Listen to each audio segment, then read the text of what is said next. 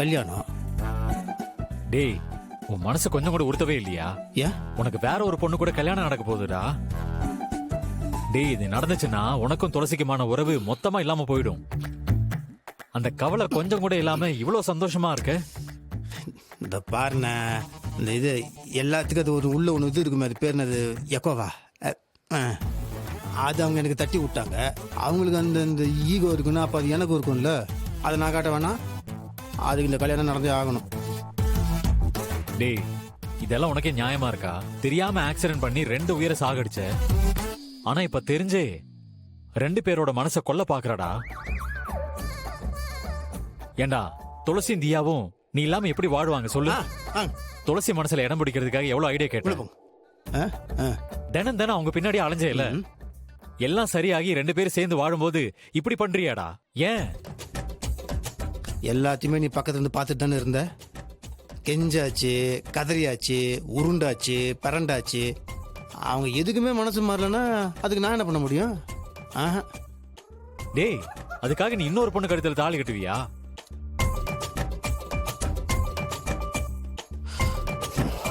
நான் சொல்றது நல்லா புரிஞ்சுக்கோ. கடைசி நிமிஷத்துல இங்க வந்து அவங்க எப்படியாவது இந்த கல்யாணத்தை நிறுத்துவாங்கன்ற நம்பிக்கை எனக்கு இருக்கு.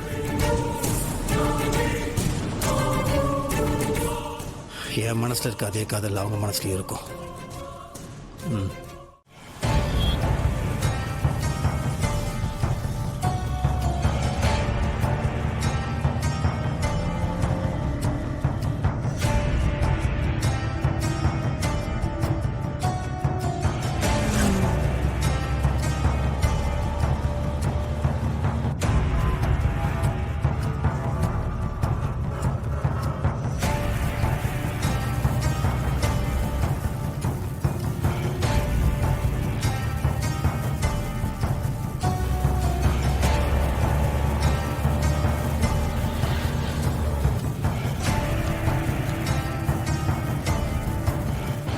என்னக்கா, கண்ணீர் அடக்கி வச்சிருக்கியா? இல்ல ரூம்லயே மொத்தமா அழுத்து தேத்திட்டியா? ஆனா உன்ன மாதிரி ஒரு பொண்ணை நான் பார்த்ததே இல்லக்கா.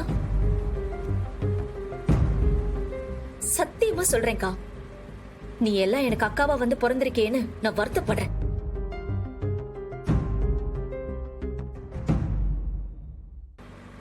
இல்ல உன் வாழ்க்கையை நீயே கெடுத்துக்க போற, அதுக்கு என்ன வேற துணை கூட்டிட்டு போற?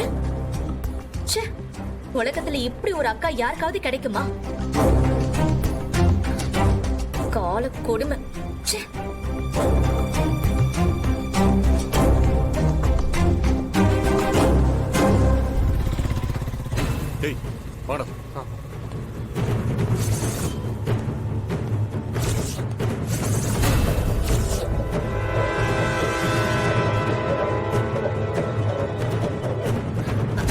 என்னாச்சுனா? அண்ணா, என்னாச்சு?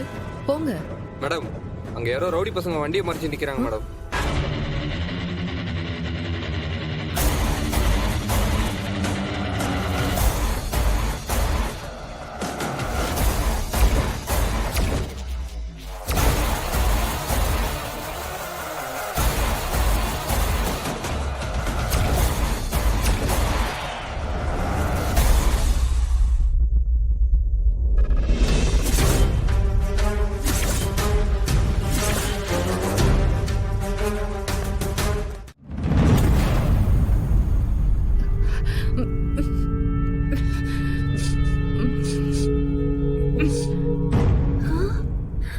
அக்கா, பிரியாணி வாசனை தூக்குதே. கல்யாணத்துக்கு போனா சாம்பார் சாதம் மட்டும் தான்க்கா போடுவாங்க. இங்கே பிரியாணி சாப்பிட்டுட்டு போயிடலாம்க்கா. அக்கா, இந்த வெற்றி மாமாக்கு பிரியாணி ரொம்ப பிடிக்கும்ல? வாய் மூடு. நம்ம எப்படியாவது இங்க இருந்து தப்பிச்சு போகணும்னு பார்த்தா நீ பிரியாணி பத்தி பேசிட்டு இருக்க. இப்ப ஏன் தப்பிச்சு போனோம்? தேவையில்லாம அந்த கல்யாணத்துக்கு போய் அந்த கொடுமையெல்லாம் பார்க்க வேண்டாம். கொஞ்சம் வெயிட் பண்ணோம்னா உன்னை காணோன்னு மாமா கல்யாணத்தை நிறுத்திட்டு மாலையை தூக்கி வீசி எறிஞ்சிட்டு ஓடி வந்துருவாரு. பிரியாணி சாப்பிட்டுக்கிட்டு இருக்கானுங்களே இந்த குண்டனுங்க, அவனுங்களை அடிச்சு தவசம் பண்ணி நம்மள காப்பாத்துவாரு. அத விட்டுட்டு நம்ம ரிஸ்க் எடுத்து கை கால்லாம் அடிபட்டுட்டு அஞ்சலி ப்ளீஸ் புரிஞ்சுக்கோ. என்ன, நாம அங்க போய் தான் ஆகணும். இல்ல மாமா கூட வாழ்றதுக்காக ரிஸ்க் எடுத்தா பரவாயில்ல, நீ பிரியறதுக்குலாம் ரிஸ்க் எடுக்கணுமா? அதுக்கெல்லாம் உதவி பண்ண பாவம்க்கா. 7 ஜென்மத்துக்கும் அதெல்லாம் என்ன விடாது. பாவம் இல்ல எதுவும் இல்ல. தயவு செஞ்சு இங்க இருந்து கிளம்பி போறதுக்கு என்னன்னு பாரு.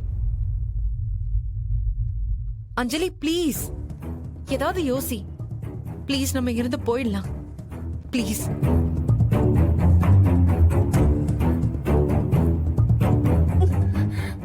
ஆமா, ஒருவேளை நம்ம அங்க போனதுக்கு அப்புறம் கூட கல்யாணம் நின்னு போறதுக்கு வாய்ப்பு இருக்குல்ல? அஞ்சலி சரி சரி, முறைக்காத, ஹெல்ப் பண்றேன்.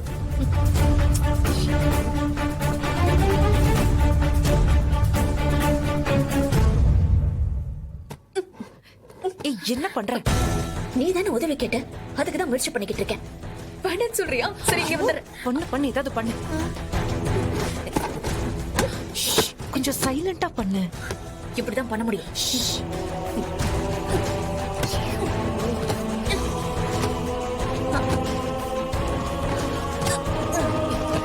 இதுவா? ஏய் பாத்து பாத்து.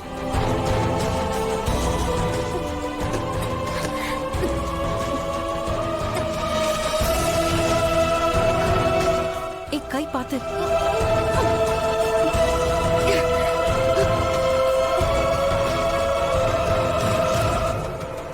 என்னடா அவங்கள கட்டி போட்டுட்டு நம்ம பாட்டுங்க நிம்மதியா சாப்பிட்டுட்டு இருக்கோம், அவங்க தப்பிச்சு போயிட்டா? அவங்க தப்பிக்கிற ஐடியாலே இல்லடா. நீ ஏன் கவலைப்படுற? டேய் செம சாப்பிடுங்கடா.